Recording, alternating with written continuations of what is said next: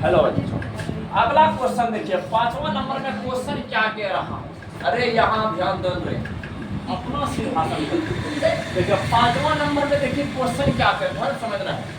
5वां नंबर में है कि एक ट्रक विरामावस्था से, किस अवस्था से, विरामावस्था से चलना शुरू कर दिया। बता दीजिए, अगर विरामावस्था से कोई वस्तु चलेंगे तो उसका प्रारंभिक वेग क्या होगा? जीरो होगा। होगा कि नहीं? देख लीजिए, एक ट्रक विरामावस्था से किसी पहाड़ी के नीचे की ओर नियत त्वरण से लुढ़कना शुरू करता है। यह 20 सेकंड में 400 मीटर की दूरी तय करता है। कितना सेकंड में? 20 सेकंड में। 20 सेकंड में कितना मीटर तय करती है? तो 400 मीटर दूरी तय करते हैं, है कि नहीं? देख लीजिए कि इसका त्वरण ज्ञात करें, तो हमको निकालना क्या है? त्वरण निकालना है, एक्सेलरेशन निकालना है। कि अगर इनका द्रव्यमान 7 टन है, देखो द्रव्यमान कितना है? 7 टन है। 1 टन होता है 1000 केजी का, तो यहाँ पर कितना हजार हो गया? बस 7000 केजी हो गया, है कि नहीं? अच्छा, अब इसके बाद क्या पूछ रहा है कि तो इस पर लगने वाले बल की गणना करें। आपको निकालना क्या है? बल निकालना है। निकालना क्या है?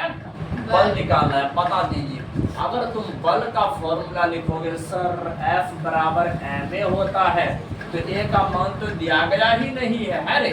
नहीं है। तो पहले त्वरण का मान निकालना पड़ेगा। तो त्वरण का मान किससे निकालेंगे? दूरी से निकल जाएगा बच्चों, देख लीजिए। अच्छा, बता दीजिए, दूरी बराबर S बराबर फॉर्मूला क्या होता है? बता दीजिए, ut plus half AT square होता है कि नहीं? अच्छा, दूरी कितना दूरी तय कर रहा है? 400 मीटर तय कर रहा है, देख लीजिए। बराबर u कितना है? 0 है, गुना टाइम कितना है? 20 सेकंड है, प्लस 1/2 गुना त्वरण निकालना है, तो गुना t स्क्वायर है। इसका मतलब 20 पर स्क्वायर हो जाएगा। हो जाएगा कि नहीं? अच्छा, आप बता दीजिए कि 400 बराबर 0 गुना 20, तो 0 हो गया, तो बराबर 1/2 गुना 1 गुना 20 विषम 400 होता है बच्चों। देख लीजिए, 2 से कटाओगे 200 गुना 400 होता है। अगर इधर रहे मल्टीप्लिकेशन में, अगर बराबर की इधर आए तो किस में बदल जाएगा? डिवीजन में बदल जाएगा, भाग में बदल जाएगा। तो 200 हो गया, बराबर a निकल गया, इसीलिए a बराबर 2 दूना 4। छट गया कि नहीं? तो 2 मीटर प्रति सेकंड स्क्वायर होता है। यही ना होता है मात्रक त्वरण का।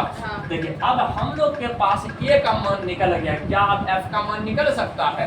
एकदम निकल जाएगा।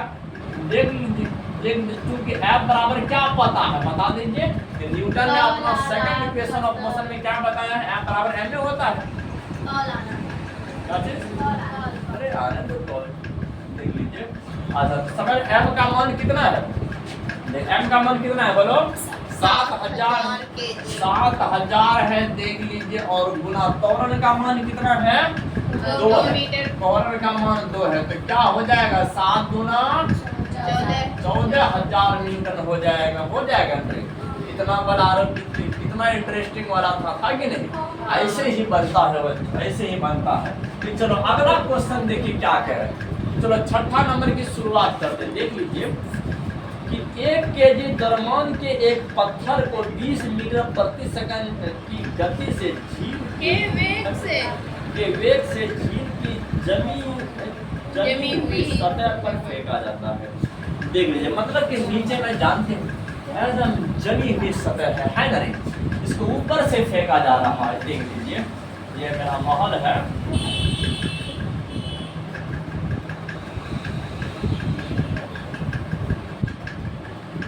हाँ, समझ रहा, ये मेरा महल है। अब यहाँ से हम फेंक रहे, कितना केजी का वस्तु है? 1 केजी का वस्तु है। ये 1 केजी का वस्तु है, इसको नीचे की ओर फेंक रहे हैं। देख लीजिए, इसके बाद कह रहा है 20 मीटर प्रति सेकंड के वेग से झील की जमी हुई सतह पर फेंका जाता है।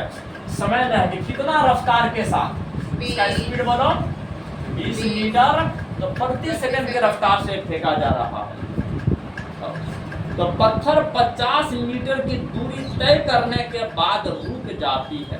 पत्थर देख लीजिए, जब 50 मीटर की सतह देखिए जब इस पर 50 मीटर की दूरी जब यह तय करती है, अरे मतलब ऐसे फेंका था, ऐसे फेंका था, अरे ऐसे तो सॉलिड नीचे नहीं इस तरह से फेंका जाता है। हाँ क्या था, जब यह 50 मीटर की दूरी जब तय कर लेते हैं तो अचानक से इसका वेग क्या हो जाता है, जीरो हो जाता है। क्या हो जाता है, जीरो हो जाता है। याद रखना है। देखिए अगला क्वेश्चन देखिए क्या करना है ना, वो मुझे क्वेश्चन आगे देखिए निकालना क्या है कि बाद रुक जाता है।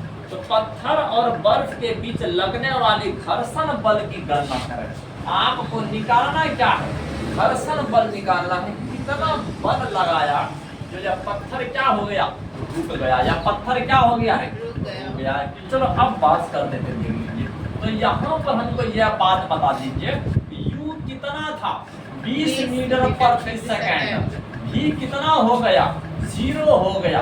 वस्तु का मास कितना था, वस्तु का मास 1 केजी का था। हाँ वस्तु का मास कितना था, 1 केजी का था। और कितना मीटर दूरी जाने के बाद यह रुक गया है, 50 मीटर जाने के बाद। तो अगर तुम बल को निकालोगे F बराबर ma होता है, मास तो दिया गया है, एक्सेलरेशन नहीं दिया गया है। लेकिन क्या एक्सेलरेशन का वैल्यू निकाल सकते हो, निकाल सकते, दूरी दिया गया है कि नहीं। तो देख लीजिए अभी हम निकाल के बता रहे हैं, v square minus u square बराबर क्या होता है, 2as होता है कि नहीं। तो v का मान कितना है, 0 पर स्क्वायर माइनस u पर स्क्वायर, तो u का मान कितना है, 20 पर स्क्वायर मार दिए 2 गुना एक्सेलरेशन निकल जाएगा, एक्सेलरेशन निकल जाएगा ना रे। अब गुना देख लीजिए कि s हमारा डिस्प्लेसमेंट कितना दूरी जा रहा है, 50 जा रहा है। तो बराबर देख लीजिए, तो 20 विषम 400 होता है, बराबर 50 गुना 100 और गुना a हो गया। तो 0 0 खत्म हो गया। बता दीजिए समय त्वरण कितना हो गया, -4 मीटर प्रति सेकंड स्क्वायर उत्पन्न हुआ। हम अब बताइए घर्षण बल कितना होगा। तो बल बराबर क्या होता है, ma होता है। अच्छा अब बताइए मास कितना है, मास 1 केजी है, गुना -4 तो बराबर -4 न्यूटन निकल गया। बोलोगे सर ये आपका माइनस में क्यों निकल गया, जानते हो, क्योंकि घर्षण बल उल्टी दिशा में लगती है हेनरी, इसमें त्वरण उल्टी दिशा में उत्पन्न होते हैं, इसलिए त्वरण का वैल्यू क्या आया है, -4।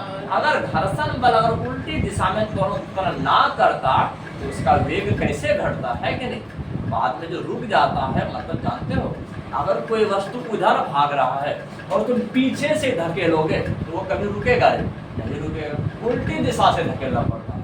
वस्तु अगर इधर आ रहा है तो इधर से धकेलना पड़ेगा, तब वो रुकेगा, है कि नहीं। तो घर्षण बल हमेशा जो घर्षण बल का मान निकलेगा वो निगेटिव में आएगा, किस में आएगा, निगेटिव में आएगा। यह बात याद रखना है।